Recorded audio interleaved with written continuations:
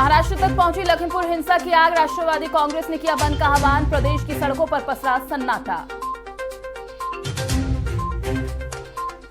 जम्मू कश्मीर में आतंक के खिलाफ सुरक्षा बलों का ऑपरेशन जारी। अनंतनाग और बांदीपोरा में एक दहशतगर्द घेर एनकाउंटर में एक पुलिसकर्मी भी हुआ घायल।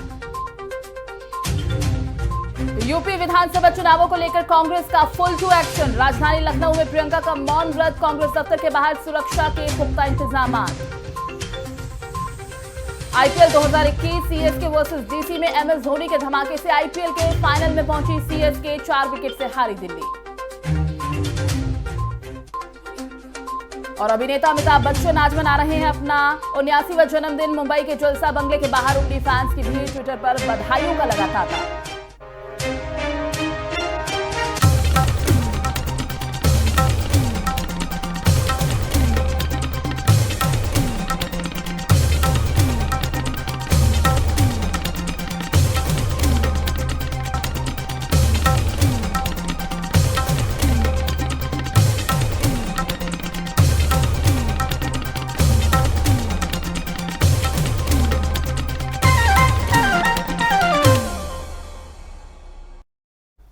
नमस्कार, एफएम न्यूज देख रहे हैं आप। मैं हूं आपके साथ नेहा वालिया। रुक करेंगे देश और दुनिया की तमाम अहम खबरों का, लेकिन सबसे पहले बात लखीमपुर कांड की, जहां पर मंत्री के बेटे की पुलिस कस्टडी पर आज सुनवाई होगी। जिला जेल में बंद आशीष की गिरफ्तारी के बाद केंद्रीय गृह राज्य मंत्री अजय मिश्रा को पद से हटाने की मांग तेज हो गई है। तो वहीं कांग्रेस की महासचिव प्रियंका गांधी वाड्रा लखनऊ में मौन व्रत कर रही हैं। इसके साथ ही सभी पदाधिकारियों को प्रदेश कांग्रेस कार्यालय पहुंचने की भी हिदायत दी गई है।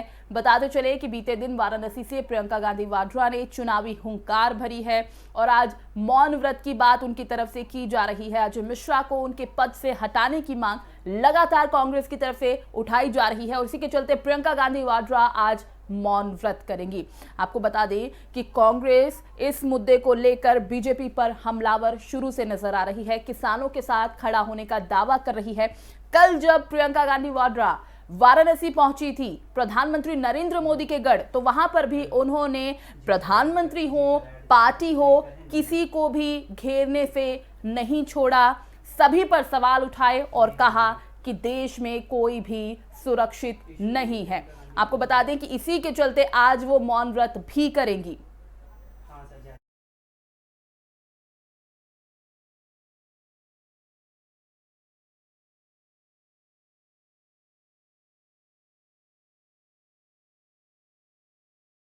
तो आशीष मिश्रा की गिरफ्तारी पर सुनवाई होगी। प्रियंका गांधी वाड्रा की तरफ से मौन व्रत की बात कही जा रही है। लगातार ये मुद्दा भी गर्माता गया है और इसी खबर पर ज्यादा बातचीत के लिए हमारे साथ हमारे स्थानीय संपादक विष्णु मोहन जी हैं हमारे साथ, उनसे पूरी जानकारी लेंगे।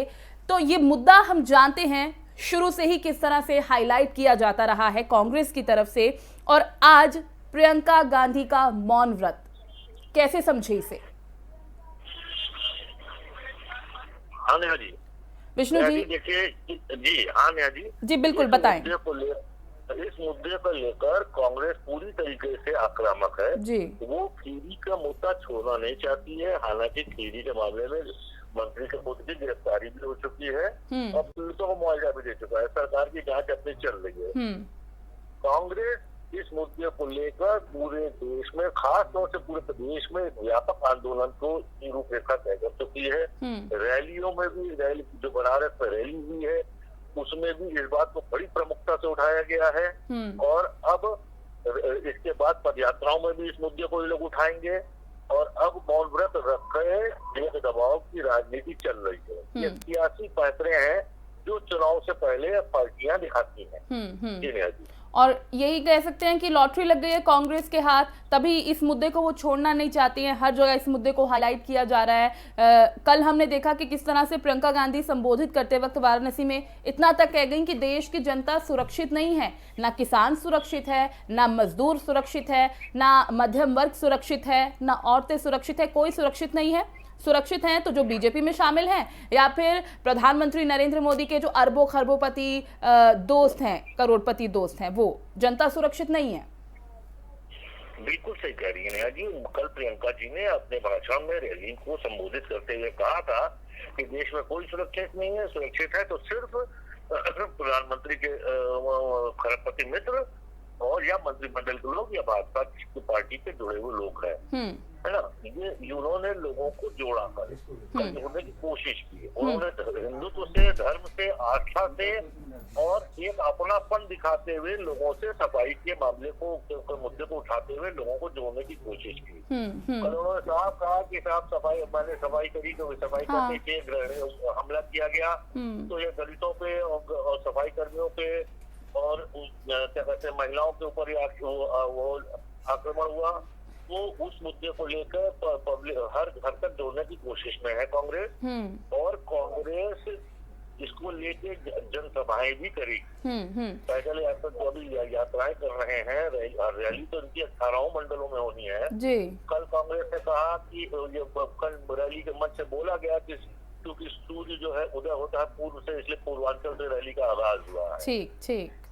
प्रियंका जी को धार्मिक आस्था से जोड़ा गया, दुर्गा जी से नवदुर्गा के समय में जोड़ा गया, ये हिंदुत्व को जोड़ने का प्रयास हुआ। और उसी प्रयास को, उसी को आधार बनाते हुए इन लोगों ये कांग्रेस पार्टी इस मुद्दे को प्रमुखता के साथ उठाए रखना चाहती है। बिल्कुल, प्रमुखता से उठाया भी जा रहा है। विष्णु मोहन जी ये भी समझने की कोशिश करेंगे, धार्मिक भावनाओं की आपने बात कही, अपनेपन की बात कही, लोगों के बीच वो पहुंच रही हैं, दलितों के मुद्दे को उन्होंने उठाया। इन सभी चीजों को अगर हम देखें और दूसरी तरफ ये मुद्दा लखीमपुर खीरी जो प्रमुखता से उनकी तरफ से उठाया जा रहा है, क्या लग पा रहा है 2022 विधानसभा चुनाव की जो तस्वीर है वो बदलने में प्रियंका गांधी कामयाब हो पाएंगी? देखिए नेहा जी, ये अभी दूर की कौड़ी है कि वो तस्वीर बदलने में कामयाब हो पाएंगी या नहीं। मुद्दा अभी इतना है कि पहली बार प्रियंका जी इस स्तर पर आके संघर्ष कर रहे हैं। अभी कांग्रेस के सामने, मैं पहले भी कह चुका हूँ, डू एंड डाई की स्थिति है। कांग्रेस को अपना वजूद बनाना है, वजूद बनाने का संघर्ष है ये। चुनाव में कितना ये कर पाएंगे ये तो समय बताएगा, लेकिन ये लोगों के बीच में कांग्रेस पार्टी को फिर जिंदा करने की कोशिश है, और इसी कोशिश को लेकर सड़क पर उतर कर संघर्ष हो रहा है। तो लोगों का जुड़ाव देख पा रहे हैं क्या आप? जी, लोग जुड़ते हुए दिखाई दे रहे हैं, जिस तरह से वो अपनापन दिखा रही हैं लोगों के बीच। आपने कहा कि कांग्रेस पार्टी को एक तरीके से जिंदा करने की कोशिश की जा रही है, इसी लोगों के बीच में वो पहुंच रही हैं, तो लोगों का जुड़ाव देखते बन पा रहा है? लोगों का जुड़ाव देखिए अभी पहली रैली इन्होंने की है। अब ये बाकी के 17 मंडल में भी रैलियां इन्हें करनी है। चुनाव से पहले सारी रैलियां कंप्लीट कर लेनी है इन्हें। 90 दिन का इनका टारगेट है, 90 दिन में हमें पूरा कर देना है। इस बीच में सभाएं वगैरह सब करेंगे, यात्राएं करेंगे। अब इनकी रैलियों, इनकी सभाओं में कितने पब्लिक जुड़ती है ये बताएगी कि लोग कितना कांग्रेस की या कांग्रेस नेतृत्व की बात को सुन रहे हैं, या कांग्रेस नेतृत्व की बात लोगों को कितना अपील कर रही है। या प्रियंका गांधी कितना सफल हो पा रही हैं जिस मुद्दे को लेकर वो उठकर लोगों के बीच पहुंची है। बहुत बहुत शुक्रिया विष्णु जी हमारे साथ जुड़ने के लिए, इस तमाम जानकारी के लिए। तो प्रियंका गांधी की तरफ से या फिर कांग्रेस पार्टी की तरफ से लखीमपुर खीरी का मुद्दा हमेशा से प्रमुखता से उठाया जाता रहा है। बीजेपी को घेरने की कोशिश उनकी तरफ से की जाती रही है, और इसी के संदर्भ में आज प्रियंका गांधी वाड्रा मौन व्रत रखेंगी। तो लखीमपुर खीरी की घटना में पीड़ित परिवारों को न्याय दिलाने के लिए कांग्रेस ने राष्ट्रपति रामनाथ कोविंद से भी मुलाकात का समय मांगा है। राहुल गांधी के नेतृत्व में पार्टी के 7 नेताओं का नाम भेजा गया है। कांग्रेस केंद्रीय गृह राज्य मंत्री अजय मिश्रा को पद से हटाने की मांग के साथ एक ज्ञापन सौंपेगी। कांग्रेस महासचिव संगठन केसी वेणुगोपाल ने रामनाथ कोविंद को लिखे पत्र में कहा कि लखीमपुर की घटना के हवाले से उन्होंने लिखा है कि प्रत्यक्षदर्शियों का कहना है जिस गाड़ी ने किसानों को रौंदा है उसे गृह राज्य मंत्री अजय मिश्रा का बेटा चला रहा था, लेकिन सरकार इस मामले में कोई कार्रवाई नहीं कर पाई है। पत्र में राष्ट्रपति से आग्रह किया गया है कि कांग्रेस का प्रतिनिधिमंडल इस मुद्दे पर मुलाकात कर उन्हें सारी की सारी स्थिति से अवगत कराना चाहता है, बताना चाहता है कि वाकई में हालात क्या है, स्थिति क्या है, तस्वीर क्या है।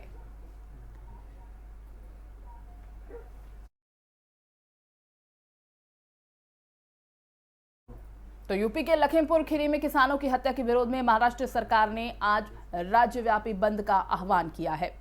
एनसीपी, कांग्रेस और शिवसेना के सत्तारूढ़ गठबंधन महाविकास आघाड़ी ने कहा कि ये दिखाने के लिए बंद का आह्वान किया गया है कि राज्य देश के किसानों के साथ है, किसान अकेला नहीं है, राज्य भी उनके साथ खड़ा है। वहीं शिवसेना के सांसद संजय राउत ने शनिवार को कहा कि उनकी पार्टी उत्तर प्रदेश के लखीमपुर खीरी में किसानों की हत्या के विरोध में 11 अक्टूबर को महाराष्ट्र में बंद में पूरी तरह से अपनी ताकत दिखाएगी, भाग लेगी। उद्धव ठाकरे के नेतृत्व वाली सरकार में मंत्री और एनसीपी नेता नवाब मलिक ने भी कहा कि हम लोगों से अपील करते हैं कि उन्हें एक साथ आना चाहिए, हमें अपना काम एक दिन के लिए बंद रखना चाहिए, दुकानदार खुद ही दुकानें बंद रखें। तीनों दलों के कार्यकर्ता दुकानों, प्रतिष्ठानों और लोगों से किसानों के लिए समर्थन दिखाने का अनुरोध करेंगे। तो आज महाराष्ट्र में बंद का आह्वान किया गया है।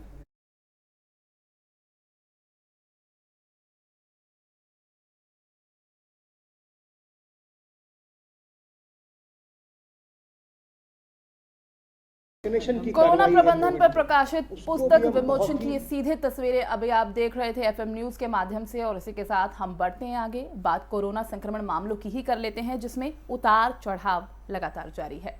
देश में कोरोना संक्रमण के 18,132 नए मामले सामने आए हैं। पिछले 24 घंटों में 21,563 लोग ठीक हुए हैं। देश में एक्टिव केस की संख्या की अगर बात करें तो वो 2,27,347 है, जो कि 209 दिनों में सबसे कम है। बता दें कि देश में कुल मामले 0.67% हैं। ये भी बता दें कि देश में कोरोना संक्रमण की गति केरल में लगातार बढ़ रही है। केरल में रविवार को 10,691 मामले सामने आए हैं। तो कहीं पर हालात सही होते नजर आ रहे हैं, कहीं पर हालात अभी भी गंभीर है, जिसमें केरल की स्थिति अच्छी नजर नहीं आ रही।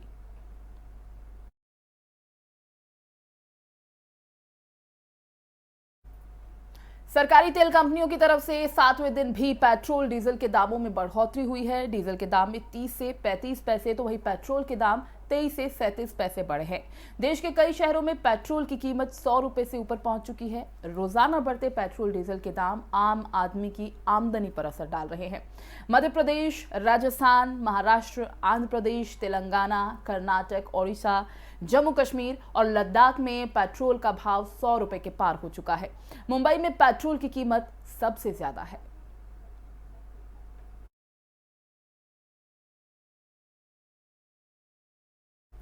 बढ़ते आगे, क्रूज ड्रग्स मामले में शाहरुख खान के बेटे आर्यन खान समेत 3 लोगों की जमानत याचिका पर आज सुनवाई होगी। शनिवार को आर्यन खान, अरबाज मर्चेंट और मुनमुन धामेचा की जमानत याचिका को मुंबई लोअर कोर्ट ने खारिज कर दिया था। लोअर कोर्ट का कहना था कि एनसीपीसी की जिन धाराओं के तहत मामला दर्ज है, उन धाराओं में जमानत याचिका पर सुनवाई करने की पावर उनके पास नहीं है। लोअर कोर्ट का ये ऑर्डर आने में शाम के 5 बज गए थे। ऐसे में आर्यन समेत तीनों आरोपियों के वकील सेशंस कोर्ट में याचिका दाखिल नहीं कर पाए, क्योंकि शनिवार और रविवार को कोर्ट बंद था। ऐसे में सोमवार को तीनों आरोपियों के वकील कोर्ट में याचिका दाखिल कर उस पर आज ही सुनवाई हो सके, इसकी कोशिश करेंगे। बता दें कि एनसीबी की टीम ने 3 अक्टूबर को आर्यन और उनके साथ कई आरोपियों को एक लग्जरी क्रूज शिप पार्टी में ड्रग रेड के दौरान पकड़ा था।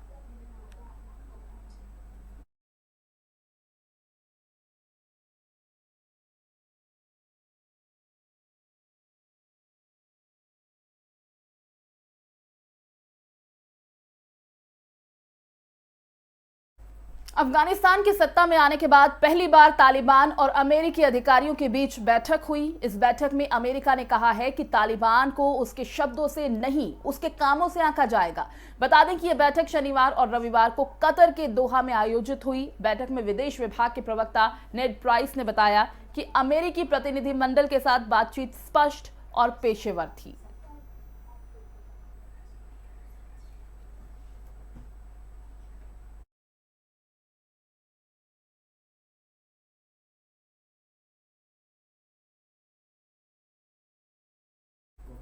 खबरों में अब बात करेंगे खेल जगत की। चेन्नई सुपर किंग्स ने आईपीएल के 14वें सीजन के फाइनल में धमाकेदार एंट्री की है। बात करें कप्तान महेंद्र सिंह धोनी की, तो उन्होंने फाइनल में प्रवेश करने के बाद कहा कि वो जानते थे कि दिल्ली कैपिटल्स की गेंदबाजी आक्रमण को देखते हुए वो पहला क्वालिफायर मैच मुश्किल हो पाएगा। फाइनल 15 अक्टूबर को खेला जाएगा। धोनी ने फिर फिनिशर की भूमिका निभाई और आखिर में 6 गेंदों में 1 छक्के और 3 चौके से नाबाद 18 रन बनाकर 2 गेंद रहते जीत सुनिश्चित की। उनसे पहले गायकवाड़ और रोबिन उथप्पा ने अर्धशतकीय पारियां खेलकर दूसरे विकेट के लिए 110 रनों की साझेदारी निभाई थी। धोनी ने मैच के बाद कहा, मेरी पारी महत्वपूर्ण थी। दिल्ली कैपिटल्स गेंदबाजी आक्रमण अच्छा है, परिस्थितियों का पूरा अच्छा फायदा उन्होंने उठाया, इसलिए हम जानते हैं कि ये मैच हमारे लिए आसान नहीं रहने वाला था। सलामी बल्लेबाज पृथ्वी शॉ और कप्तान ऋषभ पंत के अर्धशतक की बदौलत दिल्ली कैपिटल्स की टीम ने बल्लेबाजी का न्योता मिलने के बाद 5 विकेट पर 172 रन का स्कोर बनाया था। अपनी पारी के बारे में धोनी ने कहा, मैंने टूर्नामेंट में ज्यादा अच्छी पारियां नहीं खेली है, लेकिन मैं गेंद को देखकर खेलना चाहता था। मैं नेट पर अच्छी बल्लेबाजी कर रहा था, लेकिन ज्यादा नहीं सोच रहा था, क्योंकि अगर आप बल्लेबाजी करते हुए ज्यादा सोचते हो तो आप अपनी रणनीति खराब कर देते हो।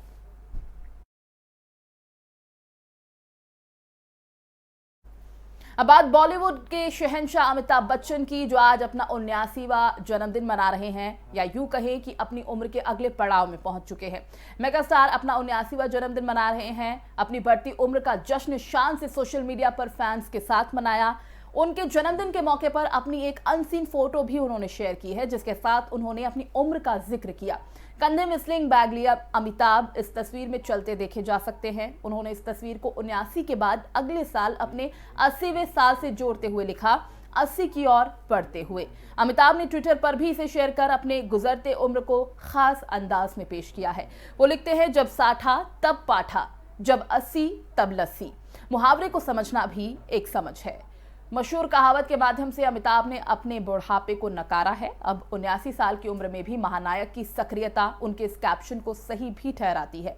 उनकी फिटनेस और फैशन दोनों ही इस बात का प्रमाण देते हैं कि अमिताभ बढ़ती उम्र के साथ और भी जवां होते जा रहे हैं। खैर, अमिताभ के इस पोस्ट पर फैंस ने उन्हें ढेरों बधाइयां दी है।